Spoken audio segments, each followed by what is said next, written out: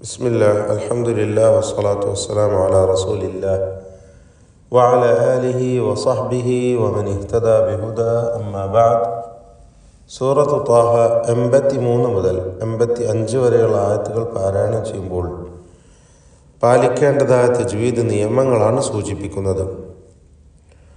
വമാ അഅ്ജലക, ഇവിടെ വമാ എന്നതിലെ ദീർഘം മദ് മുൻഫസിൽ ജായിസ് എന്നതാണ്. 4-5 ഹറക്കത്തിൻ്റെ അളവിൽ അലിഫിനെ ദീർഘിപ്പിക്കേണ്ടതാണ്. വമാ എന്നതിലെ അലിഫും അടുത്ത പദത്തിൻ്റെ ആരംഭത്തിലുള്ള ഹംസയും ഇങ്ങനെ ദീർഘാക്ഷരവും ശേഷം ഹംസയും വേർപിരിഞ്ഞു വന്നതാണ് ഈ ദീർഘത്തിനുള്ള കാരണം. ഖൗമിക സാക്കിനത്തായ നൂൻ ഇഖ്ഫാ ഹഖീഖി നൽകി മറച്ചു മണിച്ചുച്ചരിക്കേണ്ടതാണ്. ഖാഫ് എന്ന ഇസ്തിഅലാഇൻ്റെ ഹർഫിന് മുമ്പിലാണ് നൂൻ വന്നിട്ടുള്ളത് എന്നതുകൊണ്ട് ഖാഫിൻ്റെ തഫ്ഖീം സാക്കിനത്തായ നൂനിൻ്റെ ഉച്ചാരണത്തിലും ഉണ്ടാവണം. മണിക്കലിലും തഫ്ഖീം വേണം എന്നർത്ഥം. അപ്പോൾ ആൻ എന്നത് ആൻ ഖൗമിക, ഖാഫ് ഇസ്തിഅലാഇൻ്റെ ഹർഫാണ്.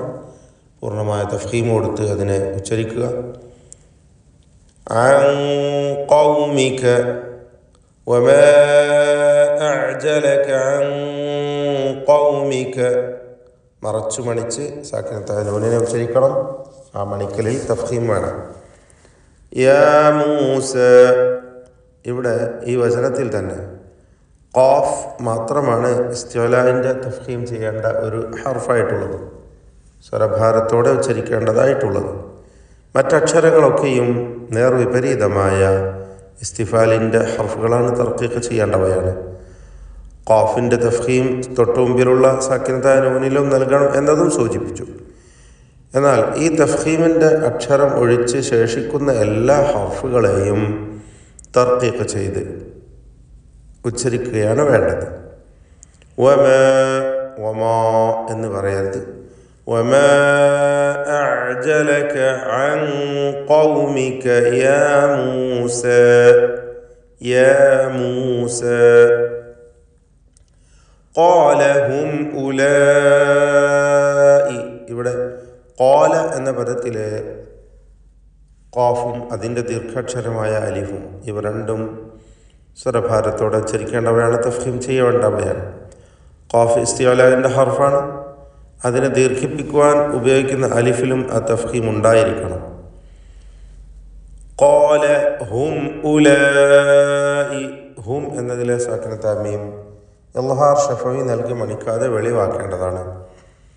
ഉലായി എന്ന പദത്തിലുള്ള അലിഫിൻ്റെ ദീർഘം മദ് മുത്തസിൽ വാജിബാണ്. നിർബന്ധമായും 4-5 ഹറക്കത്തിൻ്റെ അളവിൽ അതിനെ ദീർഘിപ്പിക്കണം.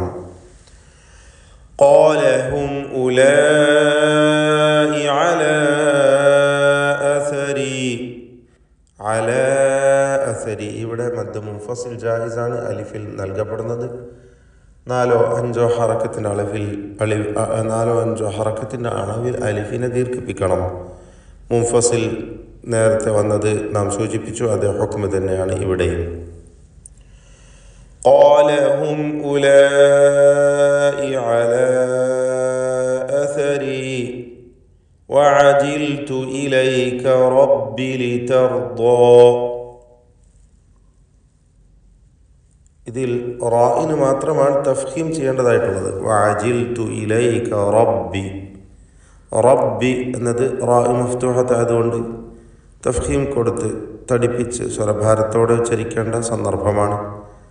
ലിതർദാ എന്നതിൽ റാഇനും ശേഷം വന്ന ദ്വാദിനും അതിൻ്റെ ദീർഘാക്ഷരമായ അലിഫിനും തഫ്ഖീം വരുന്നു. എന്നാൽ ഈ തഫ്ഖീമിൻ്റെ ഹർഫുകൾ ഒഴിച്ച് ശേഷിക്കുന്ന എല്ലാ അക്ഷരങ്ങളെയും തർക്കീഖ് ചെയ്യേണ്ടതാണ്, നാം കഴിഞ്ഞ വചനത്തിൽ സൂചിപ്പിച്ച പോലെ. വഅജിൽതു ഇലൈക റബ്ബി ലിതർദാ, ലിതർദാ ദ്വാദ് പ്രത്യേകം ശ്രദ്ധിക്കേണ്ട അക്ഷരമാണ്. ഇസ്തിഅലാഇൻ്റെ അക്ഷരങ്ങളിൽ ഒന്നാണ്. ദ്വാദിന് സ്വതന്ത്രമായ ഒരു മഖ്റജാണ്. നാവിൻ്റെ സൈഡും മേലെ അണപ്പല്ലുമാണ്. ഇങ്ങനെ നാവിനെ അണപ്പല്ലിൽ അമർത്തി വെച്ചുകൊണ്ട് ഉച്ചരിക്കപ്പെടുന്ന അക്ഷരമാണ് ദ്വാദ്. ഇതിൽ ഇസ്തിത്വാല എന്ന സിഫത്തുമുണ്ട്. ദീർഘിച്ചതാവുക എന്നാണ് അതിനർത്ഥമെങ്കിലും ആ മഖ്റജിൽ നാവിൻ്റെ ഒരു വശം മുതൽ അടുത്ത മുൻവശം വരെയും നീണ്ടു നിൽക്കുന്നതായ ഒരു പ്രത്യേക സ്വഭാവമാണ് അതിനുള്ളത് എന്നതാണ് ഇസ്തിത്വാല എന്ന സിഫത്ത് അതിന് നൽകുവാനുള്ള കാരണം.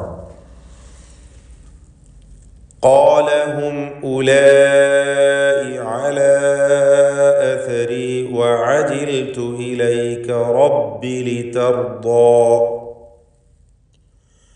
قال فإنا قد فتنا قومك فإنا എന്നതിൽ നൂൻ മുഷദ്ദദ വന്നിട്ടുണ്ട്. ശ്രദ്ധ നൽകപ്പെട്ട നൂനിനെ മണിച്ചുകൊണ്ട് ഉച്ചരിക്കുക 2 ഹറക്കത്തിൻ്റെ അളവിൽ. ഖാല എന്ന പദത്തെക്കുറിച്ച് കഴിഞ്ഞ തവണ സൂചിപ്പിച്ചു. ഇസ്തിഅലാൻ്റെ ഹർഫായ ഖാഫിനും അതിൻ്റെ ദീർഘാക്ഷരമായ അലിഫിനും തഫ്ഖീമാണ്. ഫഇന്നാ ഖദ് ഫതന്നാ ഖദ് എന്നതിൽ ഖാഫിന് തഫ്ഖീം കൊടുക്കണം. ദാലിൻ്റെ സുക്കൂൻ ഖൽഖല സുഗ്റ നൽകി ശബ്ദം ഹറക്കത്ത് പോലെ ചലിപ്പിക്കണം. ഖദ് ഫതന്നാ നൂൻ മുഷദ്ദദ ഈ പദത്തിലും വന്നിട്ടുണ്ട്. ഷദ്ദുള്ള നൂനിനെ മണിക്കുക. ഖൗമക വീണ്ടും ഖാഫ് തഫ്ഖീം ചെയ്തുകൊണ്ട് സ്വരഭാരത്തോടെ ഖാഫിനെ ഉച്ചരിക്കുക. മിൻ ബഅദിക സാക്കിനത്തായ നൂനും ശേഷം ബാഉമാണ്. ഇഖ്ലാബ് ചെയ്ത് നൂനിനെ മണിച്ചുകൊണ്ട് ഉച്ചരിക്കുക. അഥവാ മീമിൻ്റെ ശബ്ദം നൽകി പൂർണ്ണമായും ആ നൂനിനെ മീമാക്കി മാറ്റി മണിക്കണം എന്നതാണ് ഇഖ്ലാബ് കൊണ്ട് ഉദ്ദേശിക്കുന്നത്. കാരണം ശേഷം വന്നിട്ടുള്ളത് ശഫവിയായ ഹർഫായ ബ ആകുന്നു എന്നതാണ് അതിനുള്ള കാരണം. മിൻ ബഅദിക വഅദല്ലഹുമുസ് സാമിരി വഅദല്ലഹും ദ്വാദിനെ കുറിച്ച് നാം കഴിഞ്ഞ തവണ സൂചിപ്പിച്ചു. ഇസ്തിത്വാല നൽകപ്പെടുന്ന അക്ഷരമാണ്. തഫ്ഖീം ചെയ്യേണ്ട ഹർഫാണ്.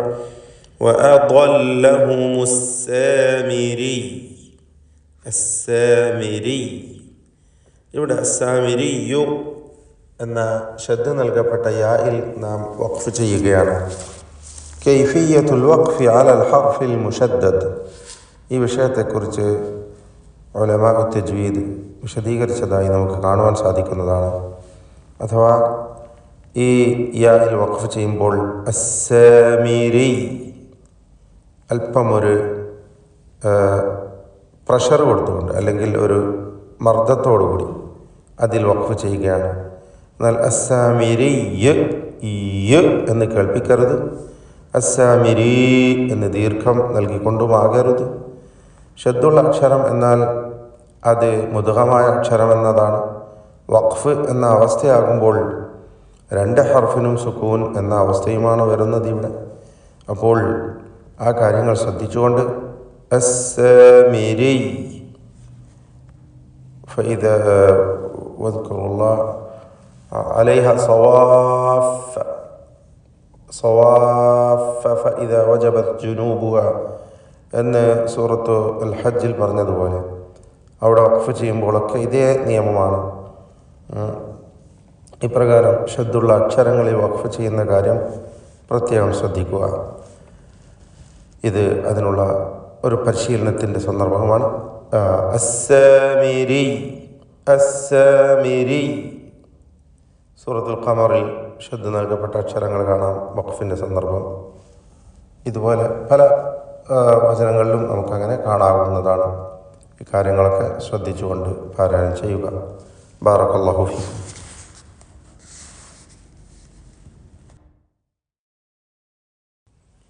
أعوذ بالله من الشيطان الرجيم وما أعجلك عن قومك يا موسى قال هم أولئك على أثري وعجلت إليك رب لترضى قال فإنا قد فتنا قومك من بعدك وأضلهم السامري